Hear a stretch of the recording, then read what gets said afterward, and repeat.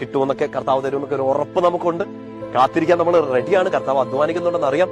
പക്ഷെ എന്നാലും ഉള്ളില് എന്തൊക്കെയോ ഒരു ഭയം വന്ന് കൂടി കിടക്കുകയാണ്. ഇങ്ങനെ ഒരു സാഹചര്യം നമ്മളെ പിടിച്ച് ആക്രമിക്കുമ്പോൾ തീർച്ചയായിട്ടും ഭാവിയെ കുറിച്ചൊരു ഭയം തോന്നും. ഇപ്പൊ ഉത്തരം കിട്ടി, ഇപ്പൊ കാത്തിരുന്ന് ഉത്തരം കിട്ടി, പക്ഷെ നാളെ എന്താകുമെന്നോർത്തുള്ള ഒരു അകാരണമായ ഭയമുണ്ട്. ഭാവിയെ കുറിച്ചുള്ള ഫിയർ അബൌട്ട് ഫ്യൂച്ചർ.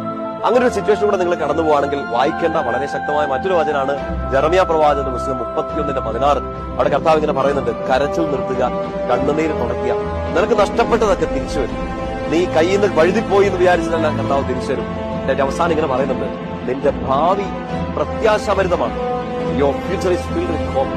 എന്റെ പ്രിയപ്പെട്ട സഹോദരങ്ങളെ, ഈ ബോധ്യം കർത്താവ് നമുക്ക് ഈ വചനം കേൾക്കുമ്പോൾ തരികയാണ്. നീ കരച്ചു നിർത്തുക, കണ്ണുനീർ തുടയ്ക്കുക, നിന്റെ ഭാവി പ്രത്യാശാഭരിതമാണ്. ഒറ്റ കാരണം എന്താണെന്നറിയോ? നീ കാത്തിരിക്കുന്ന ആർക്ക് വേണ്ടിയിട്ടാണ്? നിനക്ക് വേണ്ടി അധ്വാനിക്കുന്ന ദൈവത്തിന് വേണ്ടി. നീ ഉറപ്പ് കെട്ടിയിരിക്കുന്ന ആരിലാണ്? നിന്നെ അനുഗ്രഹിക്കുന്ന, നിനക്ക് ഫലം തരുമെന്ന് ഉറപ്പ് തന്നൊരു കർത്താവ്. ആ കർത്താവ്